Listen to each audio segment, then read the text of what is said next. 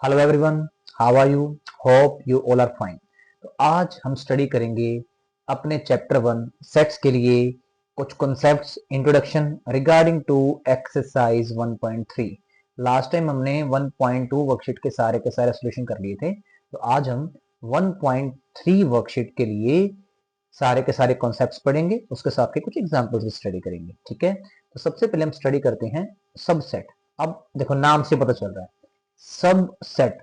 इस वर्ड में सेट आ गया, तो ये अपने आप में एक सेट है, लेकिन ये एक सब पार्ट है। किसका? एक सेट ए का, सेट ए। अब देखो, इस बात को ध्यान से समझना। एक सेट को किसी का सबसेट कब बोलेंगे? If every element of A is also an element of B. इस डेफिनेशन से पहले ना, जो मैंने ये वाली बात बोली थी ना सबसेट, उससे एक बार रिलेट करते हैं। मान के चलो, मेरे पास एक सेट है बी, इसमें मैंने एलिमेंट डाल दिए 4, 1 2 3 4। अब आप देख सकते हो कि मैंने क्या करा, अब एक ए सेट जनरेट करा जिसके अंदर ना ये दो एलिमेंट बने हैं, A12। तो आप देख सकते हो, जो ए है खुद एक सेट भी है, और ना ये इसी का ही एक पार्ट है। ठीक है, इसी का ही एक सब पार्ट है। एक सब पार्ट है, खुद एक सेट है, सबसेट बन गया। जो तो यहाँ पर ए बी का सबसेट है। अब लिखने का तरीका क्या है? इसमें लिखने का तरीका ये होएगा, हम देखो लिखने में ऐसे लिखते हैं A is subset of B. अगर हम इंग्लिश लैंग्वेज की बात करें तो A is subset of B, लेकिन मैथमेटिकल लैंग्वेज में आप इसको लिखोगे A is the subset of B. जो मैंने सिंबल यूज करा ना, ये वाला सिंबल, ये सबसेट का सिंबल है। ओके, अगर ये सबसेट ना होता तो हम इसको ऐसे लिख सकते थे, A is not a subset of B. और इस केस में ना ऐसे भी बोला जा सकता है, A is the subset of B and B is the superset of A. इसकी बात करेंगे तो सबसेट, इसकी बात करेंगे तो भाई सुपरसेट। ओके, इस बात को अपने ध्यान में रख के चलना है। तो अभी डेफिनेशन कोडिंग करते हैं। डेफिनेशन की कोडिंग क्या था? A set A is said to be subset of B. A को बी का सबसेट तब कहेंगे if every element of A is also an element of B. A का हर एलिमेंट, सेट ए का हर एलिमेंट बी का एलिमेंट बी होगा। अब देखो, इसमें दो एलिमेंट थे, ये दोनों इसके अंदर भी हैं, तो यस ए इसका एक सब पार्ट बन गया, तो ए बी का सबसेट है। ओके, अच्छा, एक अदर वर्ड्स वाली बात लिखी हुई मैथमेटिकल लैंग्वेज के अंदर, ए को बी का सबसेट बोलेंगे अगर ए बिलोंग्स टू ए पर ए बिलोंग्स टू बी भी होगा। इसी इसी बात को ऐसे भी लिखा गया है, A subset of B if A belongs to A implies, इसको बोलते हैं implies A belongs to B. इस बात का मीनिंग पता है क्या? अब आप देख सकते हो, जो सेट के ए सेट के अंदर एलिमेंट है 1। ठीक है, अब जो 1 एलिमेंट ए में बिलोंग करता है, अब ये 1 एलिमेंट ना आगे जाके बी में भी बिलोंग करता है, राइट? वैसे ही 2 ए में बिलोंग करता है, अब यही एलिमेंट जाके ना बी में भी बिलोंग करता है। इसका मीनिंग क्या हो गया? जो एलिमेंट ए में बिलोंग करे वो तो बी में करे ही करे। अगर ये एलिमेंट बी में करेगा ही करेगा, तो हम कह सकते हैं कि ए के सारे एलिमेंट इसके अंदर जा रहे हैं। मींस इसी डेफिनेशन को ना हमने थोड़ा मैथमेटिकल वर्ड्स में लिख दिया। ओके, तो इसी बात को कैसे लिख दिया? ए बिलोंग्स टू ए, जो भी एक सिंगल एलिमेंट इस सेट में से आएगा, अगर वो हर एलिमेंट, जो एलिमेंट इस सेट में से आएगा, अगर वो हर एलिमेंट बी के अंदर भी चल जाएगा, तो हम क्या बोलेंगे? ए बी का सबसेट है। चलो, ये सारा मैंने डेफिनेशन वाइज करवा दिया। सिंपल वर्ड्स में बोले तो क्या था? एक ऐसा सेट, खुद भी एक सेट है ही, और ये दूसरे सेट का सब पार्ट भी था, तो मिला के सबसेट बन गया, जिसको हम इस तरीके से लिखते हैं, A is the subset of B. Okay, तो अब ना कुछ हम सेट्स के सबसेट्स की बात करते हैं। अब देखो, अगर ना मैं एक सेट जनरेट करूं ए, इसके कौन कौन से सबसेट बनाए जा सकते हैं? अब देखो, 1 इसका सबसेट है, क्योंकि अकॉर्डिंग टू डेफिनेशन ये इसमें बिलोंग करता है, ये वाला एलिमेंट इसमें बिलोंग करता है। ओके, अकेला 2 होता तो भी ये सबसेट था। और अब आप देख सकते हो, अगर ये दोनों एलिमेंट्स आ जाते भी, ये सारे एलिमेंट्स इसके अंदर हैं, चाहे कंप्लीट सेट ही हो गया, लेकिन ये इसके अंदर तो है ना, तो अकॉर्डिंग टू डेफिनेशन ये भी इसका सबसेट हो गया। अब आप देख सकते हो, एक ना सेट होता है 5। अब एक ना बड़ी बेसिक बात है, 5 का मतलब क्या है? जिसमें कोई एलिमेंट ही नहीं है। हम लास्ट टाइम पढ़ा था कि 5 जो है हमारे पास, वो एक एम्प्टी सेट होता है, राइट? जो 5 है ना, ये हर सेट का सब सेट बाय डिफॉल्ट ही होता है। ठीक है, क्योंकि इसमें एलिमेंट है ही नहीं, इनमें से कोई भी एलिमेंट नहीं लिया, तो इस सेट को भी ना, इस सेट को भी हम इसका सबसेट टेक करेंगे। 5 हर सेट का सबसेट होगा ही होगा। ठीक है, ये बात कंफर्म है। राइट।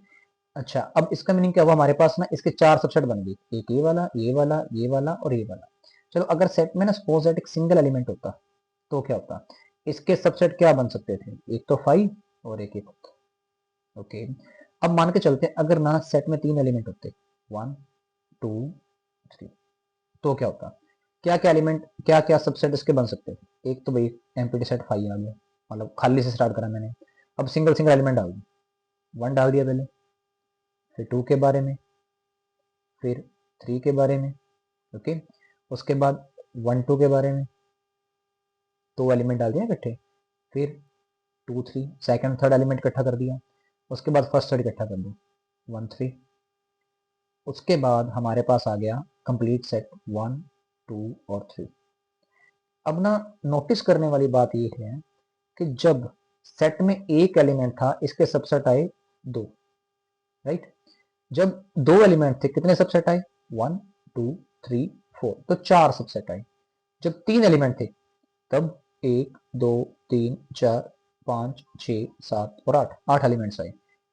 अगर सेट में एक एलिमेंट था सबसेट आए 2, सेट में अगर 2 एलिमेंट थे सबसेट आए 4, अगर 3 थे तो 8। अगर आप आगे भी ट्राई करते हैं ना, 4 एलिमेंट्स वाला सेट लेते तो इसके एलिमेंट्स हमारे पास 16 आते, इसके सबसेट 16 बनते। तो सीखने वाली बात पता क्या है, नंबर ऑफ सबसेट पता करने की ट्रिक क्या हुई, नंबर ऑफ एलिमेंट्स को आप 2 की पावर में कर दो। आप देख सकते हो 2 की पावर 2 4, 2 की पावर 3 8, 2 की पावर 4 16।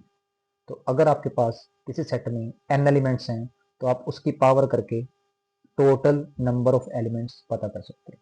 ठीक है, तो इसके बाद ना थोड़ा सा डिस्कशन कर लें बस ये कि प्रॉपर सबसेट क्या होता है। प्रॉपर सबसेट का मीनिंग क्या है, अब आप देख सकते हो जैसे ना हमने यहाँ पर एलिमेंट्स बनाए थे ना, ये वाले 1 2, इसके 4 सबसेट बनाए थे, एक 1 था, 2 था, 5 था और एक खुद था। अगर ना एलिमेंट खुद की बात करी जाए, ठीक है, जो सेट इटसेल्फ है, ये प्रॉपर सबसेट नहीं होता। बाकी जितने भी एलिमेंट्स बच गए, जितने भी सबसेट बच गए, वो सारे के सारे प्रॉपर होते हैं, ये वाला इम्प्रॉपर होएगा इसमें।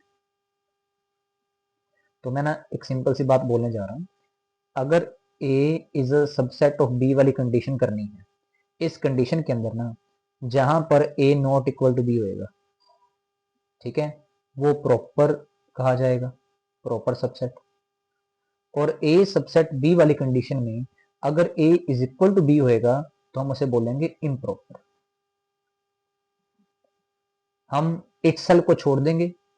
तो अगर ना, अब इसकी बात करें, अगर अगर मैं बोलूं नंबर ऑफ सबसेट्स तो 8 है, लेकिन अगर मैं ये बात बोलूं नंबर ऑफ प्रॉपर सबसेट्स तो इसको काउंट नहीं करेंगे तो 7 है।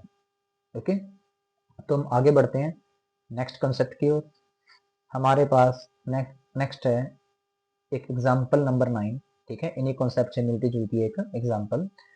हमें कुछ सेट दे रखे हैं, कंसिडर द सेट्स। एक तो 5 मतलब एम्प्टी सेट दे रखे हैं, उसके बाद set A, set B, set C, कुछ एलिमेंट्स इसमें दिए गए हैं। आपको बोला गया नीचे कुछ ब्लैंक्स पड़े हैं, ठीक है, 4 पार्ट्स के अंदर। इसमें आपने सिंबल यूज करने हैं, सबसेट और नॉट अ सबसेट। ठीक है, इन दोनों कंडीशंस को यूज करना है। तो आपको बताना है कि इन पेयर ऑफ सेट्स में कौन कौन से सिंबल्स आएंगे। अभी मैंने बताया 5 तो भाई हर सेट का सबसेट होता है, तो यहाँ पर तो सबसेट का सिंबल आएगा ही आएगा। जहाँ पर 5 की बात होगी वहां पर तो आना ही आना है। यहाँ पर वर्ड आ गया ए ब्लैंक बी। अब ए और बी में चीज ऑब्जर्व करते हैं, ए के अंदर एलिमेंट है 1 2 3। अगर बात करें बी की, यहाँ पे आ गया 1 5 9। अब ना डेफिनेशन कोडिंग क्या था, ये सारे एलिमेंट्स इसके अंदर जाने चाहिए थे, लेकिन 2 3 इसके अंदर नहीं गए। अगर मैंने रीजन भी देना होता ना तो मैं लिखता 2 belongs to A but 2 not belongs to B, so A is not a subset of B. तो यहाँ पर आएगा नॉट अ सबसेट वाली कंडीशन, राइट। ए और सी में देखते हैं, इसमें 1 2 3 है, इसमें 1 3 तो आ गया, इस बार 2 नहीं आया। सेम उसी रीजन से हमारे पास ये भी सबसेट नहीं आया। फिर बी और सी की बात करते हैं, बी में था 1 5 9, 1 यहाँ पर भी है, 5 यहाँ पर भी है, 9 यहाँ पर भी है। तो बी के सारे एलिमेंट्स सी के अंदर भी आ रहे हैं, तो क्लियरली बी सी का सबसेट है। ओके, अब ये सिंपल क्वेश्चन था ये वाला, दैट इज एग्जांपल नंबर 9। अब बात करते हैं एग्जांपल नंबर 10 की। अब ना यहाँ पर आपके पास सेट दे रखे हैं, एक ए सेट दे दिया, एक बी सेट दे दिया। क्वेश्चन है is A is subset of B, is पूछा है, ओके, क्वेश्चन मार्क हो गया। Is A subset of B? No. No क्यों बोला मैंने? नो इसलिए बोला, आप देख सकते हो इसके अंदर ई पड़ा, इसमें ई नहीं पड़ा। एक भी एलिमेंट मिल गया जो इसके अंदर है, इसके अंदर नहीं जा रहा, तो आपके पास ये सबसेट नहीं है। तो क्लियरली क्या हुआ, नो लिखने का रीजन क्या है, as E belongs to A but E doesn't belongs to B. Okay, तो इस रीजन से हमारे पास ए बी का सबसेट नहीं है। आगे हम स्टडी करते हैं, is B is subset of A, same condition. अब आप देखो बी भी ए का सबसेट नहीं है। अब बी के अंदर ना element small B small C आ रहा है ना, ये इसके अंदर नहीं है, तो इसके बारे में लिख दो। फर्स्ट पार्ट के बारे में बता दिया, ठीक है। सेकंड के बारे में अगर बात करें, ये भी नो है। इसके न होने का रीजन क्या है, एक भी एलिमेंट ढूंढ लिया आपने जो बी है या सी है, ये बिलोंग तो करता है बी में, बट यही एलिमेंट इसके अंदर बिलोंग नहीं कर रहे। तो ना तो is A subset of B, no आ गया। Is B is subset of A, ये भी नो आ गया। ये दोनों ही एक दूसरे के सबसेट नहीं है। तो बढ़ते हैं हम अपने नेक्स्ट क्वेश्चन की ओर।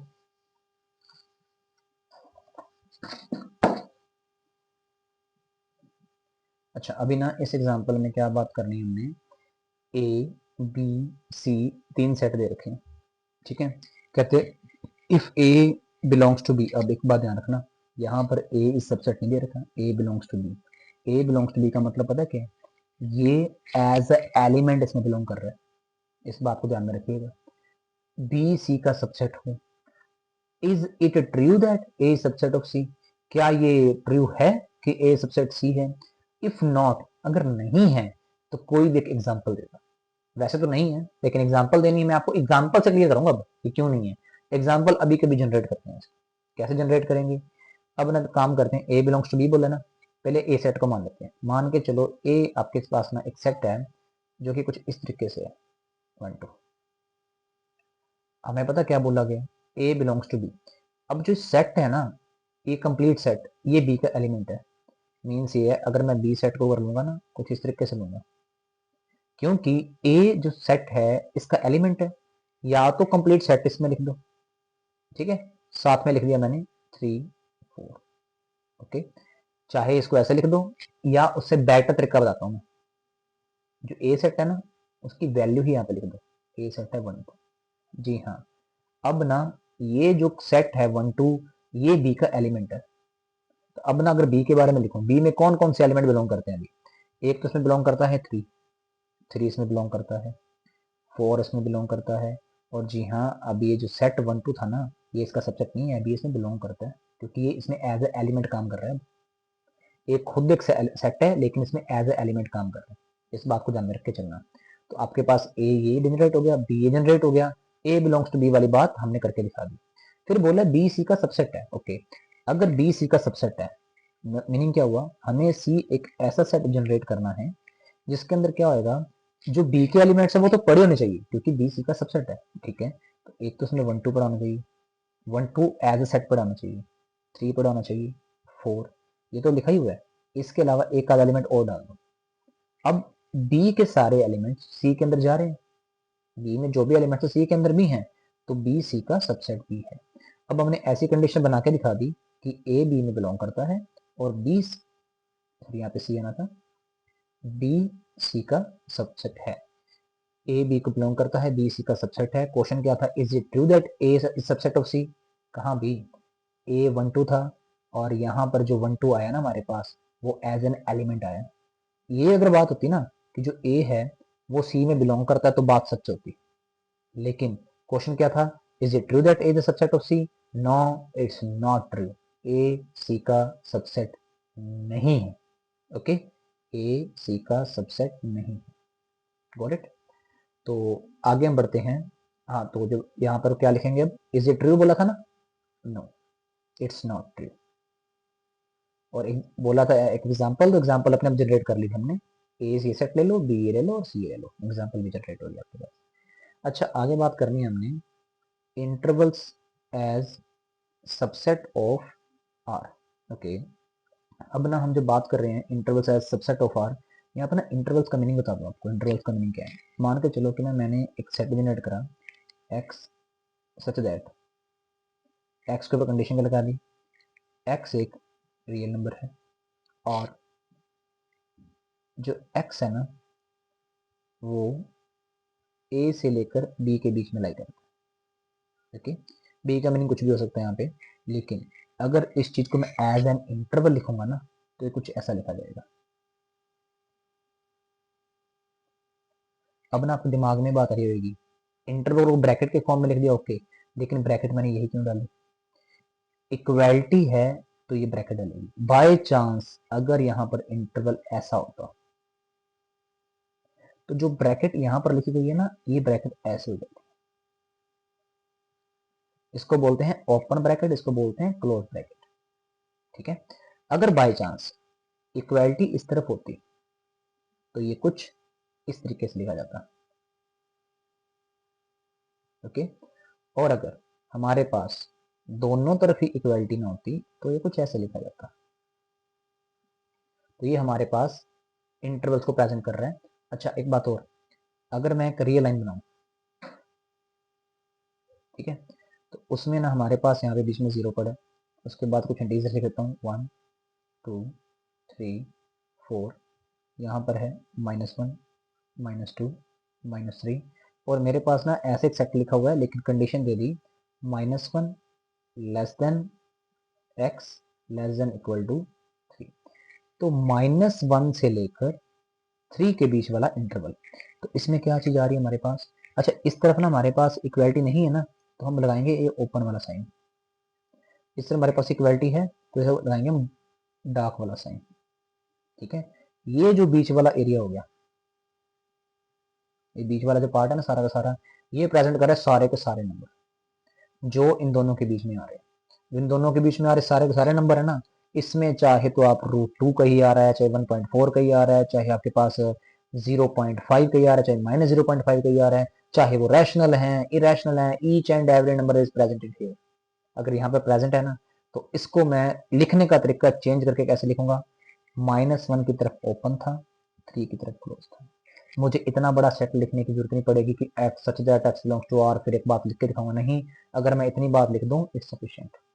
ठीक है, चार तो हम वैसे लिख सकते हैं, इसके अलावा अगर ऐसा लिखा होता एक्स ग्रेटर देन ए, इसका मतलब क्या, ए से बड़ा है, ओके, ए से बड़ा, अब ये जाएगा चलता ही जाएगा, ए से बड़ा, जैसे मान के चलो लिखा होता एक्स ग्रेटर देन 1, तो 1 से बड़ा आगे चलता ही जाता इनफाइनाइट तक, इनफाइनाइट की बात आ गई, एज के बाद इनफाइनाइट तक बात होगी। वैसे ही अगर ऐसे लिखा होता एक्स लेस देन ए, तो अब क्या आएगा, ए से छोटा पीछे कर चलता जाएगा तो -इनफिनिटी की ओर। वैसे ही अगर यहाँ पे इक्वलिटी होती, बात इक्वलिटी होती तो ये ब्रैकेट जो चेंज होके ऐसी हो जाती, अगर यहाँ पे इक्वलिटी होती है ब्रैकेट चेंज होके कुछ ऐसी हो जाती। तो ये सारे के सारे इंटरवल्स हमारे लिए काम आएंगे, तो सेट की एक शॉर्ट फॉर्म हो जाती है लिखने के लिए। ओके, अभी बात करते हैं यूनिवर्सल सेट की, कि यूनिवर्सल सेट हमारे पास क्या होता है। यूनिवर्सल सेट सारे सेट का बाप। ठीक है, मतलब कहने का मीनिंग ये है सारे के सारे सेट उसके बच्चे हैं, सारे के सारे सेट उसी में से ही निकले हुए हैं। जैसे कि एक एग्जांपल देता हूँ आपके पास है, मैं ना एक स्कूल को एक सेट लेता हूँ, स्कूल सेट, ठीक है, स्कूल को एक सेट के फॉर्म में लेता हूँ और उसमें कुछ सबसेट बनाता हूँ। ऐसे मान के चलो कि मैंने एक सेट बनाया, एक सेट क्या था, students of 10th class, students of 10th class, okay. एक सेट बनाता हूँ स्टूडेंट्स ऑफ, सॉरी स्टूडेंट्स नहीं, इस वाले थे टीचर्स, ठीक है, all teachers of the school. अब क्लियरली आपके स्कूल के अंदर चीज वेल डिफाइन है। अब ऐसे कितने बड़े छोटे छोटे सेट बनाते जाओ, हम बना देते हैं all girls of the school, ऐसे ऑल स्कूल ऑल बॉयज का भी बनाया जा सकता है, और जितने भी हेल्पर्स हैं उनका बनाया जा सकता है, अगर स्कूल में वैन्स हैं बस सिस्टम के ड्राइवर्स का सेट बनाया जा सकता है। तो अब सारे सेट बनाते जाओ, कोई दिक्कत नहीं। लेकिन इन सारे सेट्स की एक स्पेशल बात पता क्या होगी, ये सारे के सारे जो सेट है ना ये स्कूल का सबसेट है, क्योंकि स्कूल के अंदर सारा कुछ ही आ गया, इसमें स्टूडेंट्स भी आ गए, इसमें हमारे पास टीचर्स भी आ गए, इसमें हमारे पास जो भी हेल्पर वर्कर्स ड्राइवर्स वैन्स कुछ भी है सारा कुछ आ गया। तो सारे के सारे एलिमेंट जो ना, मैंने डेफिनेशन क्या बोली थी, अगर इसके सारे एलिमेंट इसके अंदर चल जाएं तो इसको इसका सबसेट बोलेंगे। तो यस, ये सारा इसका सबसेट बन गया। एक बात और, यूनिवर्सल सेट को ना हमेशा प्रेजेंट करते हैं कैपिटल यू से। ये साइन होता है, जैसे हम इन जनरल ए बी कुछ भी यूज कर लेते हैं ना, यूनिवर्सल सेट के लिए हम कैपिटल यू यूज करते हैं। ठीक है, तो यूनिवर्सल सेट का मीनिंग क्या हुआ, सारे के सारे अदर सेट्स जिस एक पर्टिकुलर सेट का सबसेट होंगे, जिस सेट का सबसेट होंगे उस सेट को बोलेंगे यूनिवर्सल सेट। ओके, अच्छा अब ना सबसेट की बात करी थी ना हमने, तो सबसेट की बात करने के कारण हमें एक छोटी सी बात और करनी पड़ेगी। वो बात करने वाली क्या है, नंबर सिस्टम के बारे में। आपको याद होगा हमने ना पास्ट में काफी सेट डिस्कवर करे थे। जैसे कि हमने डिस्कवर करा था N, set of natural numbers. याद है आपको ये बात? ऐसे ही हमने डिस्कस करा था सेट ऑफ होल नंबर्स, फिर सेट ऑफ इंटीजर्स, फिर set of rational numbers, set of real numbers. एक हमने पढ़ा था एक आर माइनस क्यू लिखा जा सकता है कि रियल में से रैशनल को छोड़ दो, दैट मीन्स वो सेट बनता है इरेशनल नंबर्स का। अब देखने वाली बात ये है, अब ना जो n है मतलब नेचुरल नंबर का सेट, उसमें एलिमेंट्स क्या आते हैं 1 2 3 4 अप टू सो। जो सेट ऑफ होल नंबर्स है ना, इसमें जीरो साथ में इन्वॉल्व हो जाता है, राइट। इसका मीनिंग क्या हुआ, जो नेचुरल नंबर है ना वो हमारे पास होल नंबर का सबसेट है। अगर वैसे ही अगर इंटीजर्स में देखें, इंटीजर्स में क्या होता है, हमारे पास होल नंबर्स तो सारे के सारे इन्वॉल्व होते हैं, इस सेट के अंदर ना नेगेटिव काउंटिंग नंबर्स वो भी इन्वॉल्व हो जाते हैं। इसका मतलब आगे से होल नंबर के सारे एलिमेंट इसमें आ रहे हैं, तो होल नंबर आगे से फर्दर सबसेट है सेट ऑफ इंटीजर्स का। उसके बाद बात आती है रैशनल नंबर्स की। वो सारे नंबर जो पी बटा क्यू फॉर्म में लिखे जा सकते हैं। डिटेल स्टडी हमने पीछे करी हुई है, 10th में भी करी हुई है, लेकिन हमने कुछ स्टार्टिंग वाले लेक्चर्स में भी करी थी। Q not equal to zero, meaning क्या हुआ, जो बटा वाले नंबर है 1/2 3/4 5/7, चाहे 3/1 lakhs, कुछ मर्जी लिखते जाओ वैसा, ठीक है। ये सारे के सारे नंबर इसमें इन्वॉल्व होंगे। अब देखने वाली बात ये है कि हमारे पास जितने भी ये नेचुरल होल्स इंटीजर्स है ना, सबके बटा में 1 लगा दो, हमें कोई फर्क नहीं पड़ता, उनकी वैल्यू में कोई चेंज नहीं आएगा, ठीक है। लेकिन ऐसा करने पर ना हुआ पता है क्या, हमारे पास सारे के सारे इंटीजर्स होल नेचुरल्स ये सारे के सारे नंबर पी बटा क्यू फॉर्म में चेंज हो गए। अगर पी बटा क्यू फॉर्म में चेंज हो गए, ठीक है, इसका मीनिंग क्या हुआ कि हमारे पास ये सारे के सारे नंबर भी रैशनल्स हैं, लेकिन ये ऐसे रैशनल्स हैं जिसके बटा में 1 आ सकता है। लेकिन जो सेट ऑफ रैशनल नंबर था इसमें हमारे पास इसके अलावा और भी कई पड़े हुए थे, तो इसका मीनिंग क्या हुआ कि इसके सारे एलिमेंट्स इसमें जाएंगे, कन्वर्स ट्रू नहीं। इसका मीनिंग क्या हुआ, जो इंटीजर्स है ना, ठीक है, ये भी हमारे पास सबसेट हो गए इसका, सेट ऑफ रैशनल्स का। अब रैशनल्स के अंदर ना, रैशनल्स के बाद हमारे पास जो रियल नंबर आते हैं, ये हमारे पास ना, अब मैंने पीछे बताया था, रैशनल और इरेशनल की यूनियन से आते हैं। इसका मीनिंग क्या हुआ कि रियल नंबर के सेट के अंदर रैशनल तो हैं, साथ में इरेशनल भी पड़े हैं, लेकिन रैशनल तो हैं ज्यादा चाहिए पड़े हैं, तो रैशनल के सारे एलिमेंट रियल नंबर में भी जाएंगे। तो ये चेन सी बन गई, नेचुरल सबसेट है होल नंबर्स का, होल है इंटीजर्स का, इंटीजर्स है रैशनल्स का, रैशनल्स है रियल का, ठीक है। वैसे क्योंकि सारे के सारे इरेशनल्स भी रियल में होते हैं, तो आप लिख सकते हो इरेशनल्स को ना, मैं एक बार रिप्रेजेंट कर रहा हूँ टी से, क्योंकि आपकी एनसीईआरटी बुक में लिखा हुआ था, इसलिए मैंने टी से रिप्रेजेंट कर दिया इसको। तो जो टी है ना, ये भी हमारे पास रियल नंबर का सबसेट है, लेकिन इनसे इनका कोई लेना देना नहीं है, ठीक है। इनमें से ना तो ये इसके सबसेट होंगे, ना ये इनका सबसेट होगा, ओके। तो हमने नंबर सिस्टम के बारे में आपको अलग से बता दिया। तो अब आपको सबसेट से रिलेटेड जितनी चीजें पॉसिबल थी वो सारी की सारी बता दी गई हैं, ओके। तो अब हम फ्यूचर में एक्सरसाइज 1.3 की स्टडी करेंगे, ओके। और जो 1.3 की स्टडी करेंगे हम, इसके अंदर हम 1.3 के जितने भी क्वेश्चन होंगे इनका सोल्यूशन करेंगे। तो मेरी सजेशन है कि आप 1.3 पहले आप ट्राई कर लो, तो उसमें जो भी डाउट्स आएंगे वो आपके 1.3 में क्लियर हो जाएंगे। अगर कुछ कॉन्सेप्ट आज ऐसा था कि जो आपको थोड़ा बहुत क्लियर नहीं हुआ, तो आप प्लीज़ उसको कमेंट में करके बता दीजिए, ताकि जब भी नेक्स्ट टाइम अपना वीडियो क्रिएट करूंगा तो उस कमेंट को मैं ध्यान में रखते हुए आपको वो वाला डाउट जरूर जरूर क्लियर करवा दूंगा, ओके। और अगर मेरा लेक्चर पसंद आया तो प्लीज़ इसे लाइक, शेयर और सब्सक्राइब जरूर कीजिए, ठीक है। एंड शेयर भी कीजिएगा, सब्सक्रिप्शन तो प्लीज़ कर दीजिएगा, ओके। तो मिलते हैं अपने नेक्स्ट लेक्चर में, टिल देन बाय बाय।